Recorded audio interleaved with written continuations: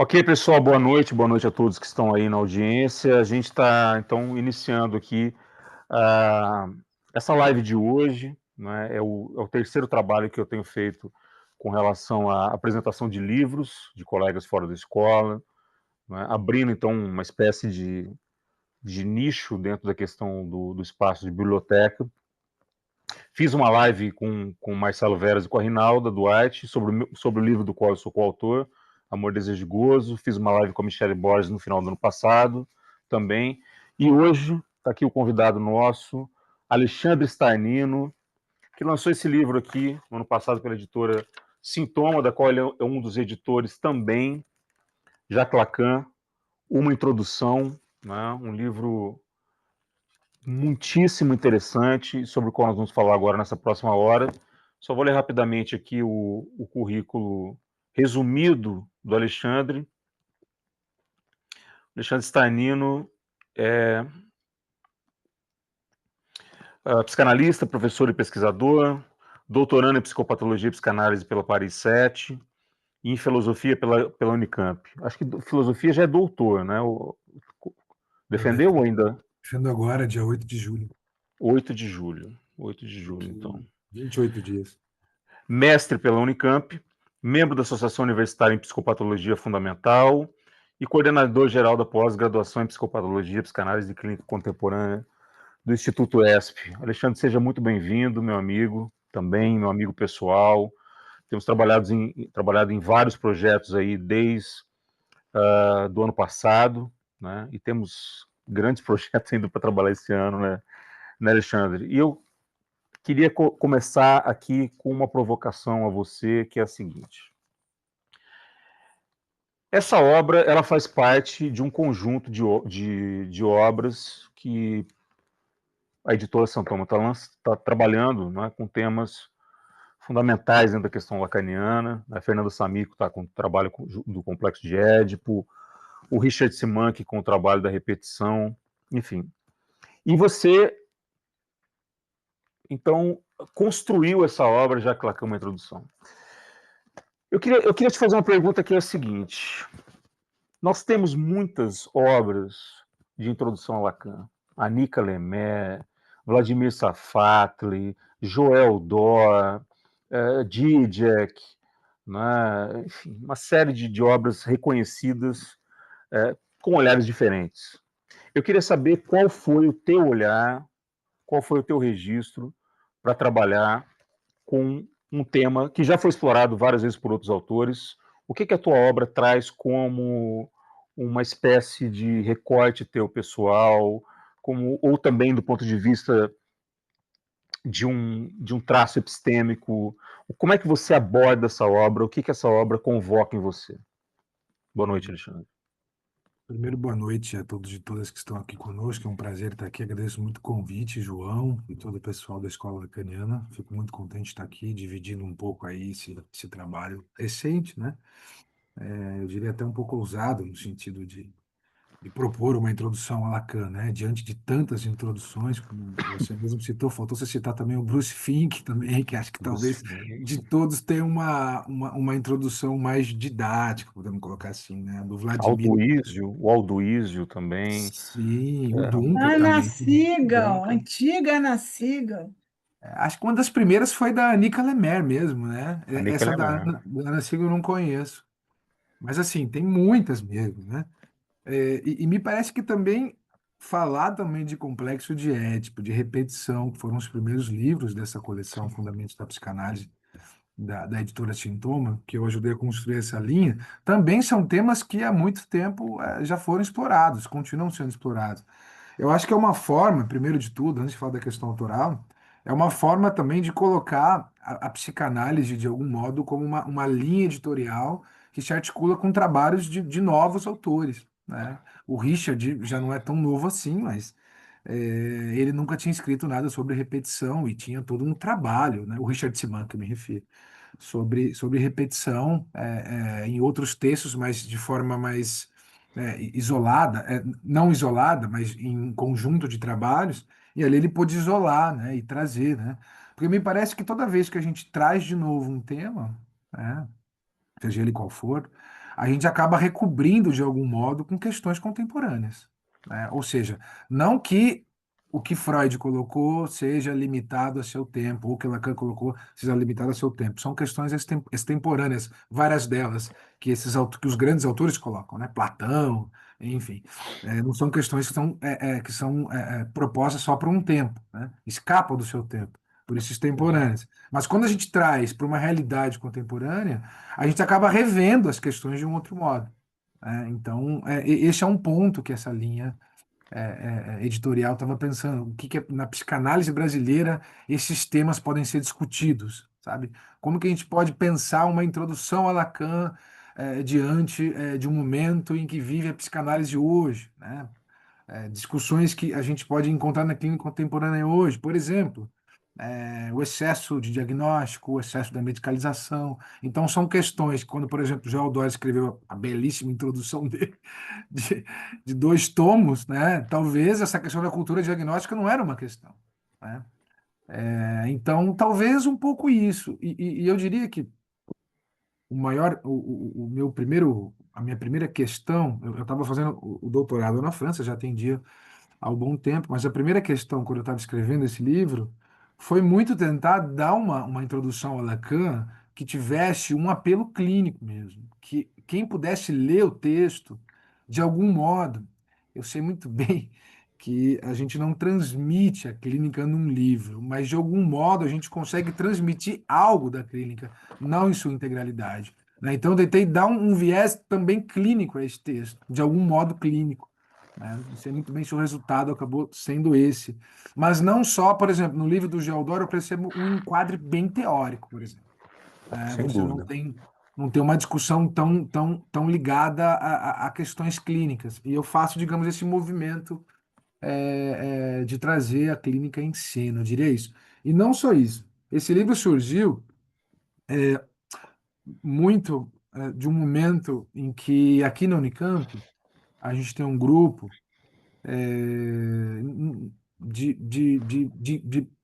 que acabou sendo criado na Faculdade de Extensão da Unicamp para tentar introduzir Lacan. Isso aconteceu na pandemia. E esse curso já está na 7ª edição, ficou se repetindo a introdução a Lacan. Então, dessas transmissões introdutórias, eu diria, né,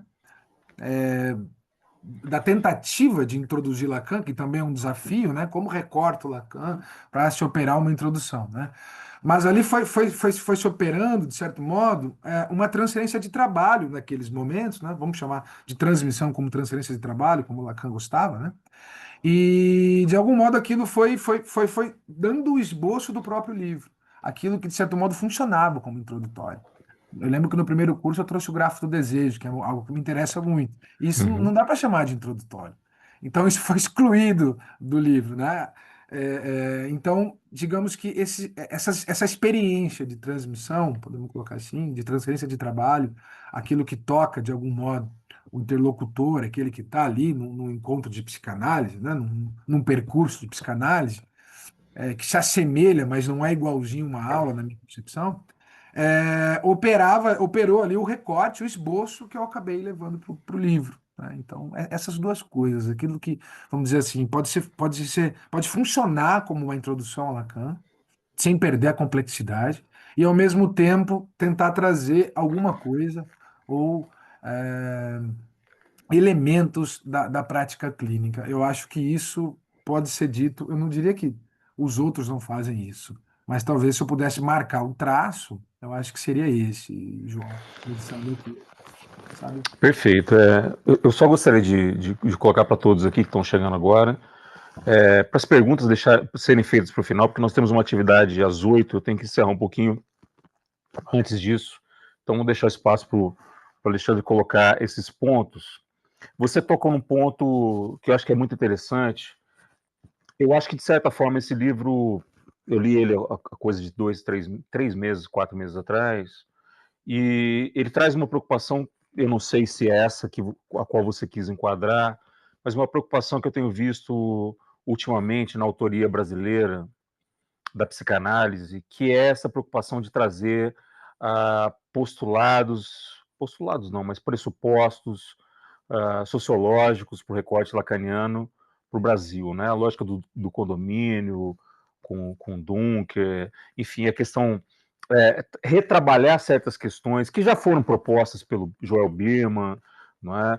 Em certa medida pelo Renato Mezan, menos, mas o Antônio Quiné, enfim, acho que a gente tem ali hoje uma escola brasileira, né? Acho que a gente pode pensar nisso de uma forma mais, talvez mais sólida, né? Talvez mais ajustada, digamos assim, à questão do locus da subjetividade, que é o que Lacan propõe.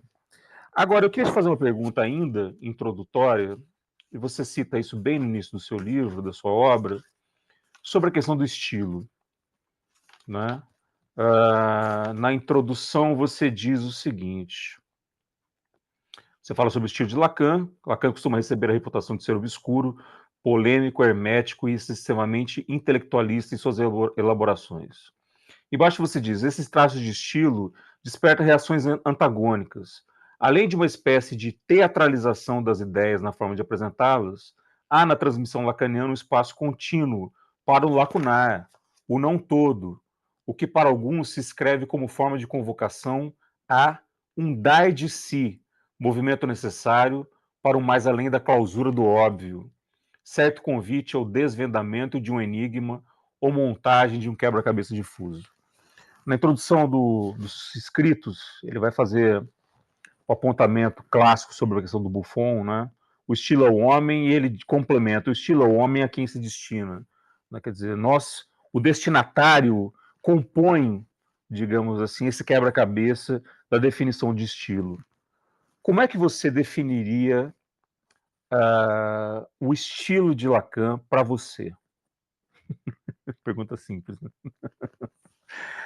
Como é que você performa dentro dessa questão do estilo lacaniano? Você veio da filosofia, né? Da filosofia, também estudei psicologia, inclusive na FRJ, você citou o Joel Birman, eu estudei as matérias de psicanálise A, B, C, D, E, F, na FRJ Que tem legal, essas eu não sabia disciplinas. disso. Regina Herzog também tive aula com ela, enfim, Legal, foi um momento bem bacana. O Joel Birman, inclusive, nessa época, dava aula para graduação, para pós ele não estava dando, não sei se hoje ele ainda dá aula, exatamente, mas isso faz um bom tempo, faz uns 10 anos.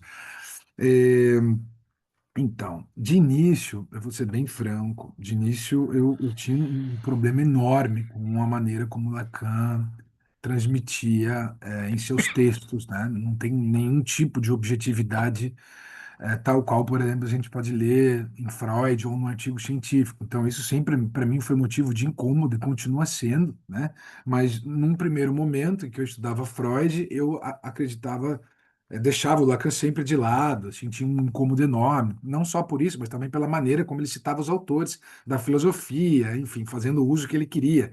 Depois eu fui entendendo que aquilo fazia parte da retórica, podemos dizer, lacaniana, né? Ao mesmo tempo que isso, com o tempo, de certo modo, a gente vai criando clareza de percurso, né, com Lacan, eu chamaria assim, que é um termo do Miller, ok. Milner, na verdade, clareza de percurso, a gente vai compreendendo que esse estilo que ele provoca e coloca tem esse dar de si de quem o lê, como ele cita nos escritos, último parágrafo da apresentação dos escritos, né? É um estilo de provocação que não sai dessa clausura do óbvio, né? Então a gente vai compreendendo vários pontos na obra lacaniana, sempre deixando essas lacunas, nunca se fecha, né? O Lacan não é um autor, digamos que, na minha concepção, que impõe conclusões muito acabadas sobre os temas. Ele sempre está deslocando os problemas, né? Sempre apontando justamente os paradoxos, os impasses, né? Até mesmo as formalizações surgem para mostrar um impasse, os impasses da teoria e da clínica, né? Surgem não, né? É uma proposta, né? A formalização como essa proposta de tentar transmitir, né? Mas também revelar os impasses, né? Então sempre foi problemático nesse sentido. Acho que como é para todo mundo, né? Todo mundo se estranha lendo Lacan. Mas tem algo que eu noto, isso é declarado por ele, que ele cita, né? Que eu não lembro exatamente o texto, mas que um dos motivos dessa questão dessa teatralização, desse estilo, dessa irreverência, né, em transmitir a psicanálise, ela era provocar, na verdade, né, efeitos de formação. Eu acho que esse é um ponto bem interessante, né? Digamos, vamos pensar a formação no singular, né? Singularização da formação do analista, né?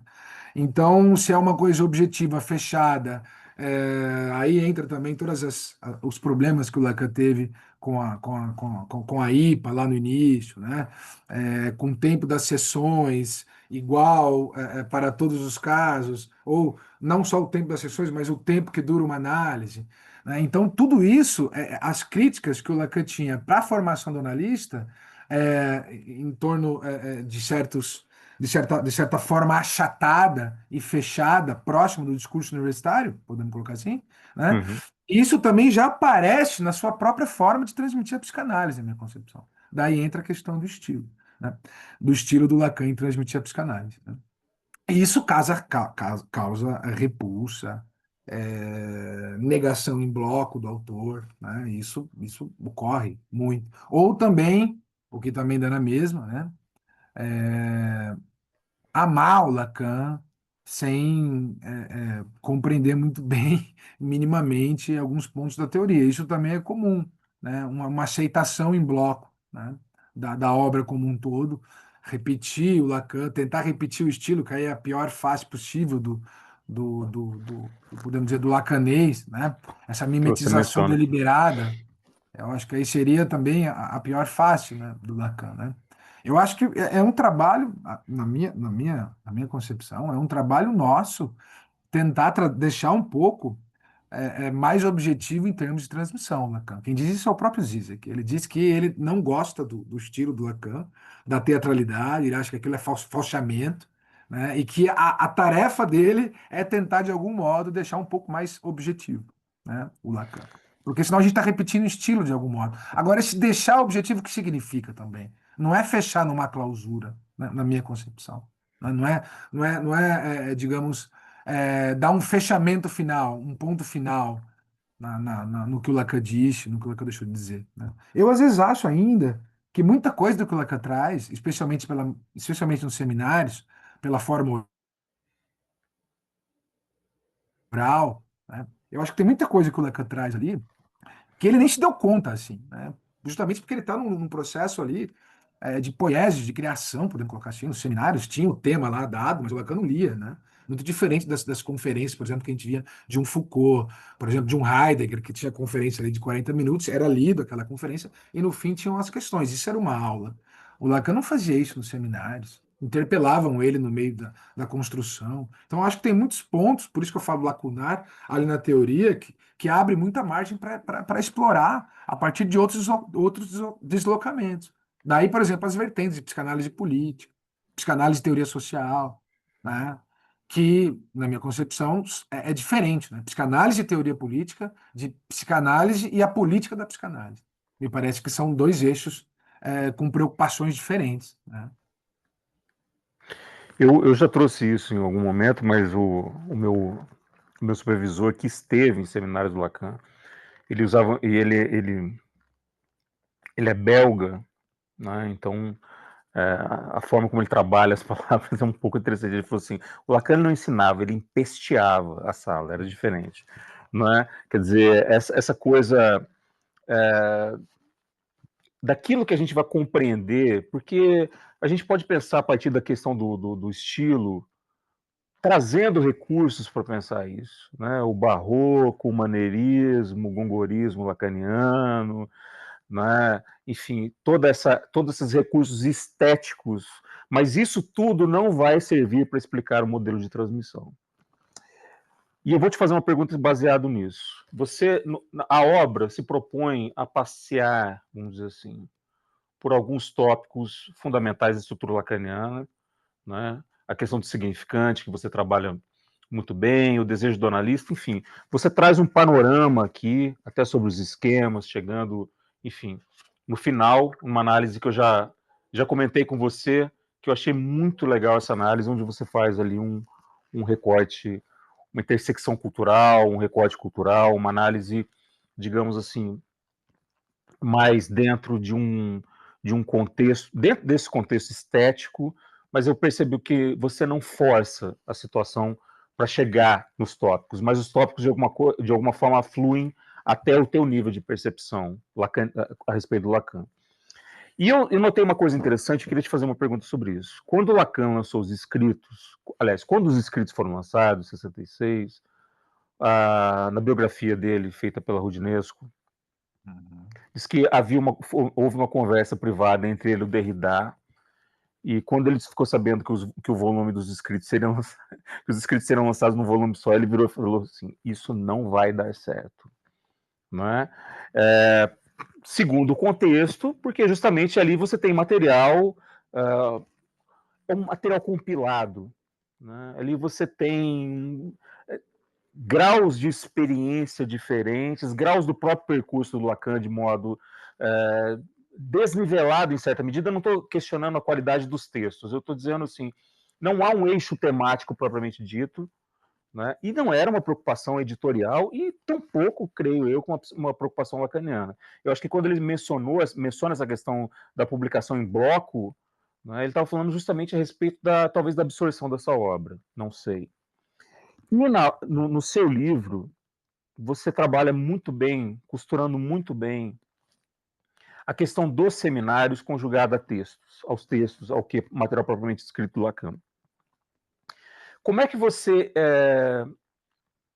foi operando em eventuais questões como, por exemplo, a distensão temporal, lacunas, eventuais antinomias de um ponto ao outro, porque você trabalha dentro de um percurso muito grande. Como é que você trabalhou dentro disso, dentro do que a gente possa chamar de um percurso discursivo do Lacan? Como é que você foi operando a partir das diferenças, dos eventuais antagonismos? Como é que você trabalhou com isso?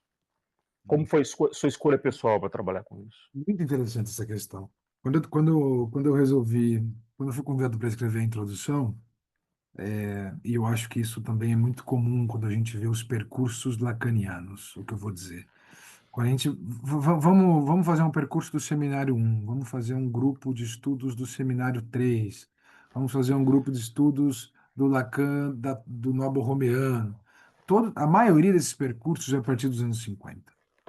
É difícil a gente ver um percurso dos anos 30 do Lacan, dos anos 40, ou do Lacan da primeira teoria do imaginário.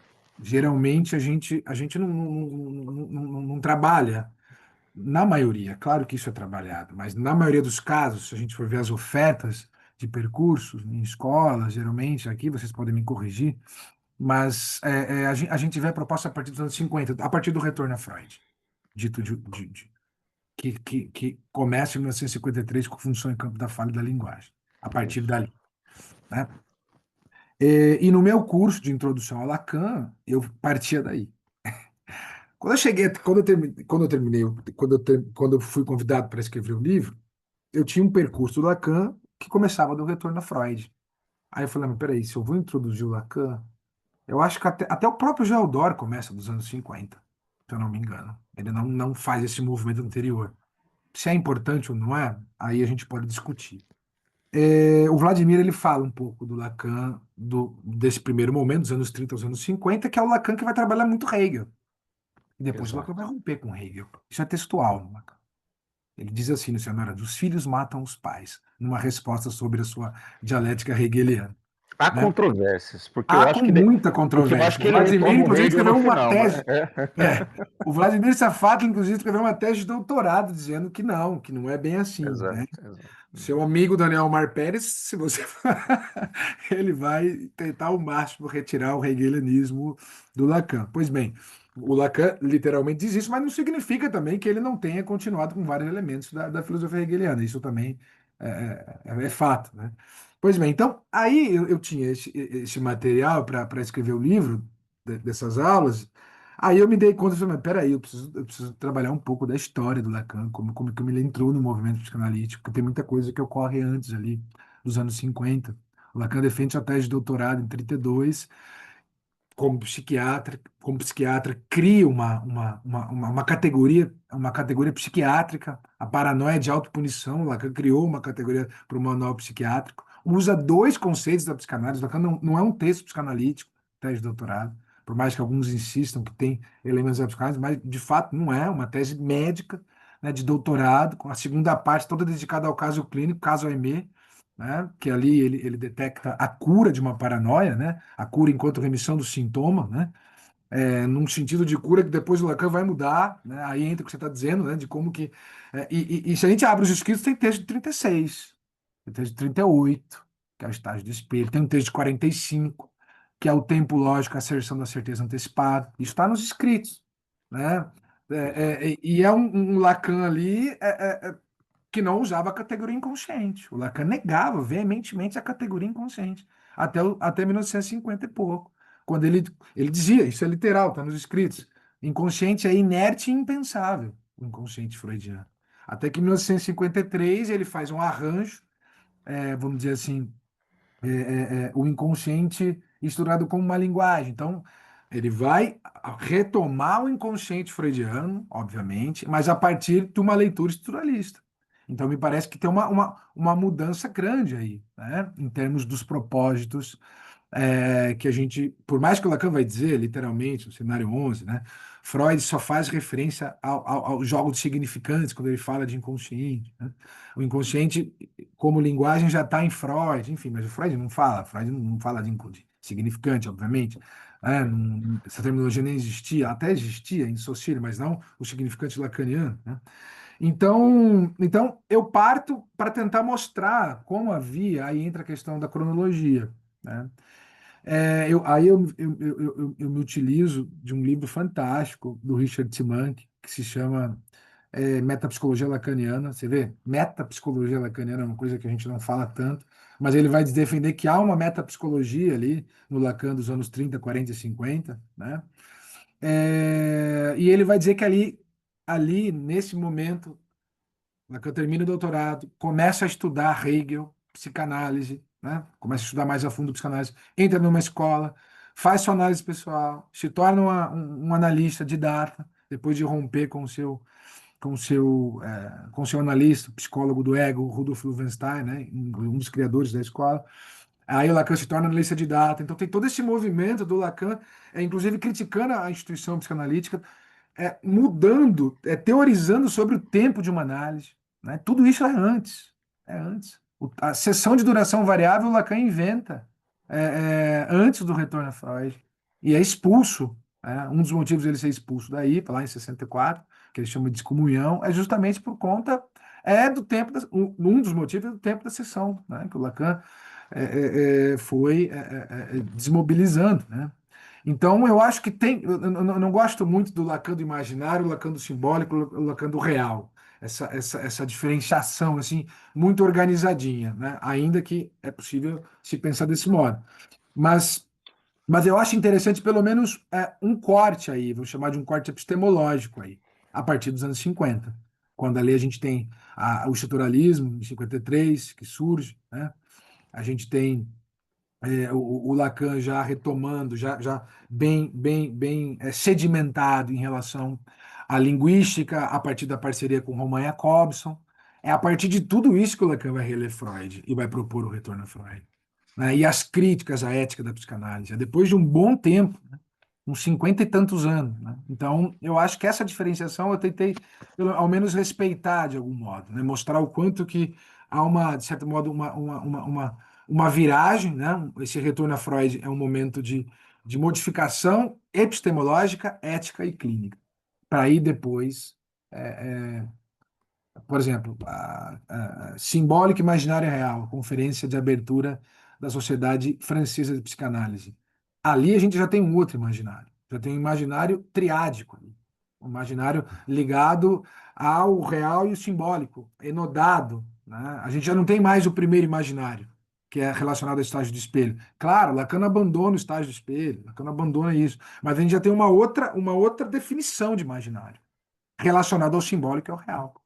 E o real ali ainda contido, o Lacan vai dizer, na realidade. Depois isso vai se radicalizando, né? anos 60, 70, real e realidade já entra num regime de oposição ali, né? Apesar de contraste. Mas o real não está contido na realidade, né? Essa diferenciação já começa a ser mais radicalizada, né? Entre real e realidade. Então, esse movimento eu tento respeitar, tanto que eu chego no último capítulo do livro, né, para pensar real, simbólico e imaginário, né? Exato. E todos esses tópicos que o Alexandre está abordando, real, realidade, fantasia, tudo isso está dentro da obra dele, né? São tópicos que ele aborda aqui. Eu vou te fazer uma pergunta, uma última pergunta minha, para abrir a participação do público, que tem justamente a ver com isso, tem a ver com a parte final. Aliás, eu adorei a forma como você trabalhou aqui com o dilema de Corisco, interessante para pensar a questão do real simbólico e imaginário. Mas eu quero trazer um tópico, uma questão que eu coloquei no começo, dessa preocupação dessa escola brasileira de psicanálise, desse pensar brasileiro. Né? Pensar brasileiro, não de forma brasileira. Né? Porque eu acompanho, você também, os trabalhos de escolas fora do Brasil, né? Eu com mais proximidade com a Argentina. Eu faço parte também da escola de orientação lacaniana de Buenos Aires, então vejo lá uma preocupação teórica própria. A princípio me parecia teoria por teoria, depois eu fui começando a compreender um pouco mais quando a gente começa a conviver no lugar. Né?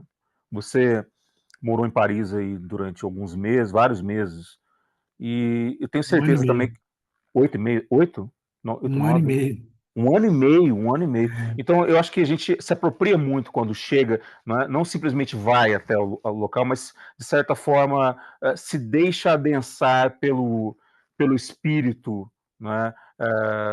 Digamos assim, de um pensamento, mas não só do pensamento, também de uma certa, permitir uma certa afluência do local.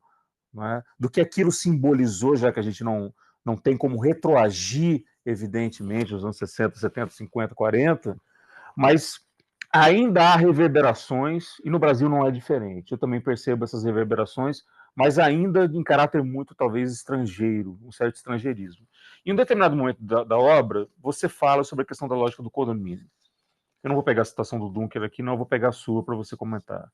E você diz o seguinte: pela via imaginária, que igualmente se organizam os processos de reconhecimento e identificação do sujeito, do apaixonamento, da idealização ou fixação, o colocar-se ou não no lugar do outro, você põe entre aspas, por exemplo, organizam-se em uma condição imaginária por excelência.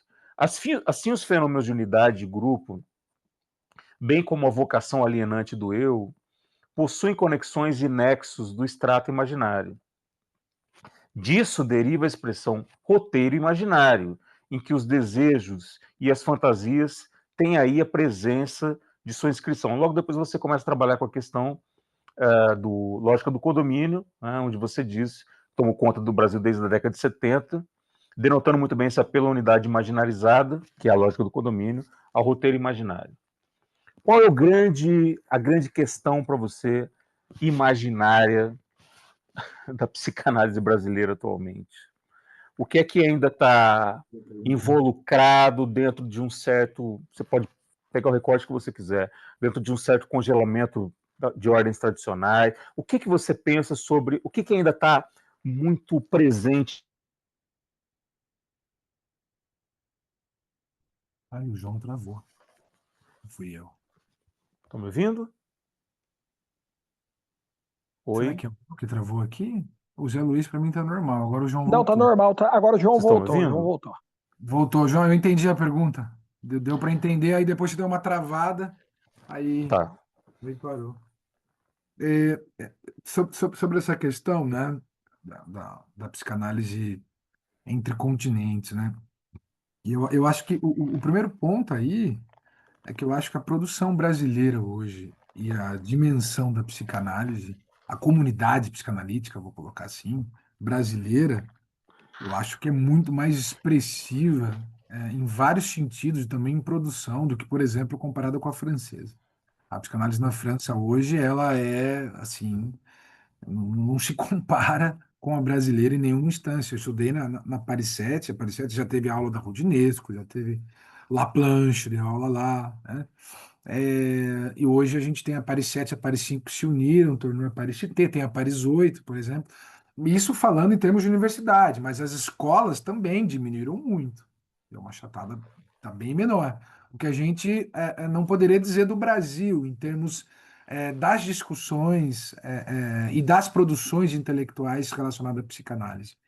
Eu acho que a gente não poderia dizer que está no mesmo pé. Da Argentina, bom, não precisa nem dizer, a Universidade Argentina, nas escolas é muito forte, a psicanálise ainda continua sendo forte, né? Mas também nas universidades, apesar de várias questões que começaram a surgir a partir das discussões em torno de gênero, essas discussões que acabaram fazendo severas críticas à psicanálise, especialmente freudiana, por exemplo, na Universidade de Buenos Aires, até na de Rosário, mas ainda assim a psicanálise é hegemônica nos cursos de psicologia, o que não é no Brasil. A psicanálise ainda é hegemônica na Argentina. Na França não é hegemônica, de jeito nenhum, mas existe a psicanálise. No Brasil, existe a psicanálise nos cursos de psicologia, mas nem de longe é hegemônica. Em algum momento já foi, né? Já teve esse espaço de maior, de hegemonia, eu diria, né? De maneira geral, né? Isso tem várias questões da TCC, da indústria farmacêutica, do DSM, etc., que eu não vou entrar aqui, né? Para dizer por que que houve essa mudança de hegemonia nas PSIs, né? Não cabe entrar aqui, e tem gente muito mais competente que fala sobre isso. Mas o ponto que eu acho que gera, não vou chamar de identidade, mas uma certa construção de produção, aqui eu vou falar mais ligado à questão das pesquisas que ligam psicanálise, que trabalham com a psicanálise, eu diria que é esse apelo ao social, que é esse apelo à discussão política da psicanálise, as questões que hoje a gente vê sendo discutida bastante na USP, por exemplo, que tem o LATESFIP, por exemplo, questões relacionadas a gênero, questões relacionadas à questão racial, à questão trans, enfim, são questões que nós somos, na minha concepção, no Brasil, grupos, né, que trazem o que tem de melhor, assim, em termos de produção e de discussão, dando um certo lugar da psicanálise de bastante dignidade, poderia dizer assim, porque são questões que, de certo modo, de algum modo, o Lacan toca, né? De algum modo, o Lacan toca em relação à política da psicanálise, né? O que ele vai chamar de estratégia do ato analítico, né? De fazer uma certa Exato. crítica ao que é a neutralidade do analista, coisas que a gente escuta muito, vinda, por exemplo, de alguém como Paul Preciado, enfim, são questões que a gente tem que responder de algum modo. E, na minha concepção, eu acho possível a gente encontrar também, não só, mas elementos na própria ética do Lacan, na maneira, no que o Lacan pensa como ética da psicanálise. Eu não acho que em termos de ato analítico, que em termos de ética da psicanálise, textos como, por exemplo, a direção do tratamento expressivo do seu poder, são textos que são ultrapassados ou, de algum modo, não respondem às críticas do ato analítico ser um ato, digamos, político, não um ato necessariamente neutro. Eu acho que tem subsídios ali, e eu trabalho isso de vários modos, não só eu, Duncan, enfim, tantos outros aí que trabalham, né? Que é possível, sim, com Lacan, a gente responder a isso, né? A uma ética que seja condizente ao nosso tempo, né? Que está à altura do tempo, né? Então, é uma coisa que eu tento trabalhar bastante. E já no último capítulo do livro, eu faço ali é um momento mais, eu diria, mais ousado ali, né? Que eu tento trabalhar um pouco de cinema e psicanálise para pensar real, simbólico e imaginário. E não só cinema brasileiro, mas você citou ali o Corisco, né? Do filme do Glauber Rocha, Deus e o Diabo na Terra do Sol. Eu trago ali para tentar não para fazer uma imagem do real, mas de algum modo mostrar os impasses, o que a teoria ganha também com o recurso artístico, né? Com o efeito estético, né? Eu acho que também foi um ponto ali que eu tentei tocar, né? Porque se tem algo mais complexo na teoria lacaniana é a noção de real, né? Enquanto o impossível, enquanto o irrepresentável, né? Enquanto o absenso, né? Então, tentar de algum modo articular essas categorias a partir da arte, né, foi o que eu consegui ali para atingir alguma transmissão. E também, no fim, eu trabalho um pouco também do real, da clínica do real, né?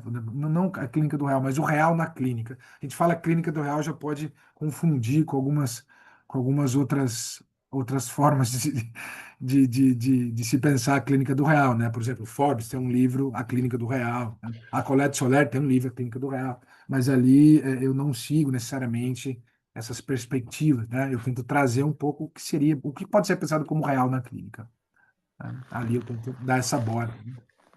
Não sei se eu respondi a questão, mas... Respondeu, e eu te digo uma coisa: isso é uma das questões mais importantes dessa obra.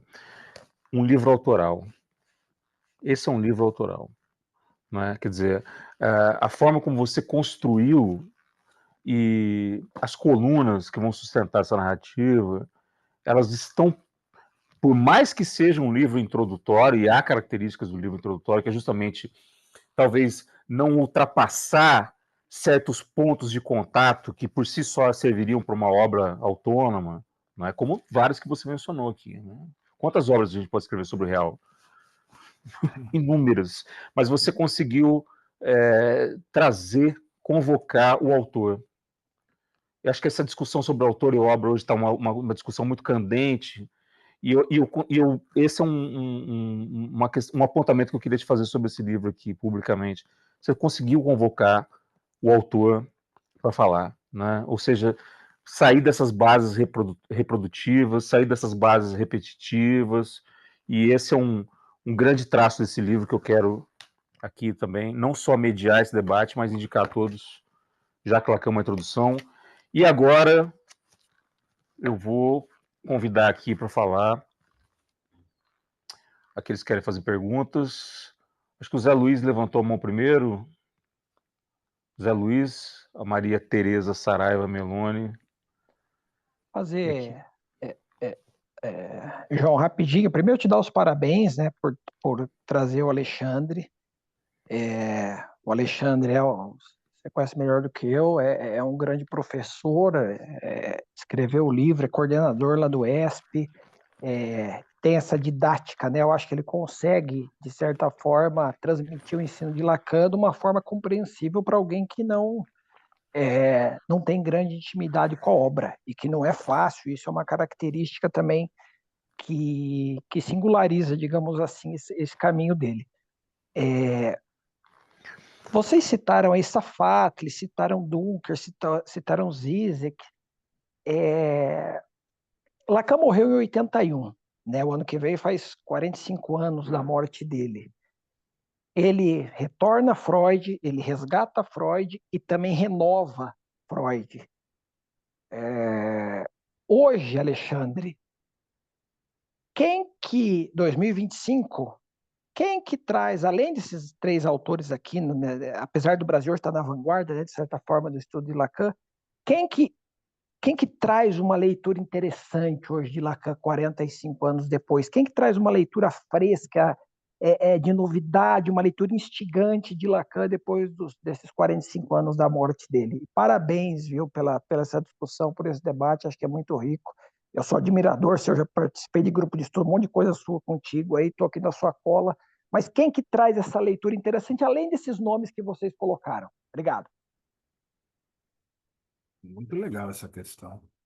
A gente tem, de maneira mais clássica, assim, vamos colocar na clínica, né? Depois do Lacan, né? De maneira como sucessão, assim, a gente tem os pós-lacanianos, a gente pode colocar o Jacques Lamillère, Eric Porges, Colette Soler, enfim, esses autores mais clássicos, assim, né? Mas eu diria que atualmente, mais atualmente, além desses que a gente está citando aqui, concordemos ou não com o que ele propõe, que talvez seja uma linha um pouco, até, eu diria antagônica, tanto ao Miller quanto a Colette Soler. Tem o Alfredo Denstein, que vem trabalhando o outro Lacan, né? E ali inclusive, no meu último capítulo, eu estou dialogando com ele, inclusive criticando bastante alguns pontos que ele traz ali, mas ele traz questões bastante interessantes, assim, em relação epistemológicas, podemos colocar assim, né? Que eu diria que tem um frescor de novo, né? apesar de, às vezes, eu achar que ele faz um pouco do Freud um pecado da juventude do Lacan, que eu acho isso já um pouco de exagero, mas de todo modo, tem leitura, é uma leitura, eu diria, bem interessante, que traz debates bem pertinentes assim, para o campo lacaniano, na minha concepção. O Dunker, eu diria, na minha opinião, obviamente, eu diria que todo texto do Dunker vai trazer um frescor novo. Todo texto, todo paper dele. Agora ele vai lançar mais um livro sobre o estilo, né, do Lacan, né, acabou de lançar. Então, eu acho que todo texto, quando o Dunker se propõe a escrever, né, a trazer a escrita ali de uma maneira condensada, eu acho que sempre traz questões muito pertinentes, assim, né? Bom, sem falar no Joel Birman, aí a gente já está entrando já. O Joel não. Acho que o último texto do Joel já tem alguns anos, né? Mas, nossa, eu acho que são desses clássicos, né? Quem ainda está produzindo mais, assim, eu diria que esses, assim, né? Eu acho que vale a pena dar uma olhada no que está produzindo o Alfredo. Tem uma galera nova também trabalhando psicanálise e teoria política também, que aí escapa um pouco da clínica, mas ao mesmo tempo questiona a clínica, por exemplo. Tem um texto bacana que agora eu não estou me recordando do título dele, mas daqui a pouco eu já me lembro. Deixa a gente passar para a Maria Teresa, senão vai. E só complementando, já posso fazer Claro. tem brasileiros fazendo um trabalho super bacana, Cleiton Andrade, Gabriel Sim. Tupinambá, tem um Gabriel pessoal, Tupinambá, esse que eu queria lembrar. exato, tem um pessoal que está O fazendo um trabalho desejo da maravilhoso. psicanálise. É esse que eu queria lembrar. Exato, Já me lembrou, exato. obrigado. Tereza, vamos lá, nós temos ainda uns 7, 8 minutos. Alexandre, olha, estou aqui de curiosa. Eu sou alguém um pouco arrepiada com psicanalês. Então, quando fala numa obra, Introdução a Lacan, eu fico muito interessada. Como é que esse cara vai chegar de mansinho, falando baixinho, com cuidado, para não assustar o freguês, né? E eu também sou do tempo em que a gente não sabia quem era esse tal do Lacan. Eu comecei a dar aula de psicanálise nos anos 70. Lacan, no Rio de Janeiro, ainda era bem conhecido, né? Você tem uma veia, um vírus, não sei, histórico, porque você contextualiza muito a tua obra e a tua fala, eu acho isso muito importante, né? Mas, assim, preocupada com a transmissão, que foi sempre a minha prática, em vários segmentos e tal, a questão do Freud na relação com Lacan, você situou de alguma maneira o Freud na obra do Lacan e nesse momento do retorno a Freud. Eu fico pensando se o Lacan, muito antes, isso é uma ideia, né? Muito antes do ponto em que você diz que ele retorna a Freud, eu acho que ele já estava sempre retornando a Freud desde o tempo da IPA, mas eu acho que é um retorno no sentido de uma renovação, e aí eu situo bem o que você está marcando nos anos, mais ou menos em torno dos anos 50. Mas a minha questão é o seguinte, não li o seu livro, então não posso falar do seu livro, fiquei curiosa, né? Mas você acha que, se falando de transmissão e se falando de introdução a Lacan, o ler, conhecer, o estudar, vamos dizer assim, a obra freudiana tem que lugar, tem que função? É importante, é imprescindível? Como é que você pensa nesse caminho, nesse percurso para alguém que está querendo, né, trabalhar Lacan e tal, e o Freud? Ajuda? Como é que é? Na minha opinião, não é nem necessário nem imprescindível, é condição de possibilidade, é até pior. Eu acho que é uma condição de possibilidade, acho que acessar o Lacan lendo Freud também. Eu acho que não. Se a gente lê direto o Lacan, por exemplo, só que aí entra um outro problema, né? Mas qual obra do Freud, então, tem que ser necessário para ler Lacan? Isso tem que ser antes ou ser depois? Eu não acho que nem antes nem depois, mas ao mesmo tempo. Mas eu acho que tem que o tempo todo retomar Freud. Eu não Hum, vejo outra possibilidade, se eu for pensar em informação, né? hum, Informação de teórica, enfim. Eu acho que o tempo inteiro é condição de possibilidade para poder acessar Lacan, ler Freud.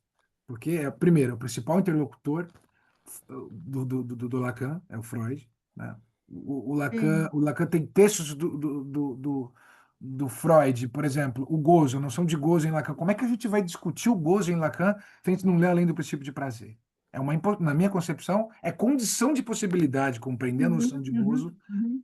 a passar pelo além do princípio de prazer de 1920. Então, eu vejo como condição de possibilidade. Agora, para mim, você bem colocou, né? Para mim, há um momento em que o Lacan retorna a Freud, os sentidos do retorno a Freud, como eu coloco no livro, mas no momento em que ele quer resgatar para transformar, de algum modo, uma série Uhum, de uhum. conceitos. Mas antes, ele já vinha trabalhando com toda a IPA, concordo contigo, né? Questionando a IPA, questionando conceitos clássicos, tanto clínicos quanto teóricos. E quando ele promove esse retorno a Freud, me parece que é um momento de uma certa virada, né, em que ele propõe Sim, seminários, enfim. Né? Mas eu sim. diria que é É condição um, de é um possibilidade. retorno no sentido de um pouco mais, né? Mais ainda, é um retorno no sentido Mais de ainda, buscar para usar mais o. ainda, né? É, Mas é pena que, quer dizer, você vê, hoje em dia eu vejo assim muitas tentativas e instituições mesmo de, como você disse, né? Como você propõe no seu livro, Introdução a Lacan, mas não existe ninguém falando sobre a introdução a Freud. o Gil Cionini agora escreveu um livro, o Freud no século XXI, que Maravilhoso esse livro. ele É, resgata é fantástico esse livro. Fantástico esse livro. Ele não, ele não, Olha, ele um não dos fica melhores preso. livros dos últimos anos. Me desculpa, então, Muito bom, mas é muito bom. sensacional. uhum, Bom, ele uhum, coloca, ele coloca um Freud trazendo questões extemporâneas, não um Freud, enfim, sim, que muitas vezes utilizam um Freud que, sabe, reduzem demais o Freud, ele complexifica. Eu acho que o grande interessante, eu acho, de todo autor, eu diria, não só na psicanálise, mas também na filosofia, não é mostrar aquilo que, de certo modo, não interessa mais, mas complexificar, né? Porque aí você tem traço de originalidade. Mostrar o quanto tem coisas complexas ali, não reduzir, fazer do Freud um espantalho para poder melhor bater nele, né? Então, eu acho que o Gilson consegue atingir isso nesse livro dele, né? muito obrigada. Eu que agradeço. Alexandre, Starnino, foi um prazer estar aqui com você mais uma vez, né? Mais um dos nossos encontros, que não vai ser o último desse ano. Meu amigo, muito obrigado pela sua participação aqui. Foi o meu primeiro evento na escola, no sentido de estar capitaneando aqui um projeto. Queria que você deixasse suas considerações finais. Só um comentário sobre esse livro do Gilson, que vão ser lançados mais. Ele faz parte de uma trilogia, Uhum. né? Eu não sabia disso, e ele vai ser completado com mais 2 obras, mas esse livro é altamente recomendável também. Meu querido, fica à vontade, deixa aí suas palavras finais desse evento. E mais uma vez te agradeço de coração em nome da Escola de Psicanálise do Rio de Janeiro. Eu queria agradecer. Para mim é uma oportunidade muito grande de poder trazer assim questões relacionadas ao livro, relacionadas ao percurso, poder escutar também bastante, né? O que vocês têm a dizer. Para mim foi um prazer enorme. Agradeço a escola, a você, João. E é isso. Foi um prazer enorme. Meus amigos, muito obrigado a vocês por estarem participando aqui. Obrigado quem está assistindo essa gravação também. Agora a gente vai entrar numa outra atividade. Alexandre, mais uma vez, obrigado. Obrigado a todos. E até a próxima aqui. Valeu. Bom encontro para vocês aí. Um abraço. Obrigado. Tchau, tchau.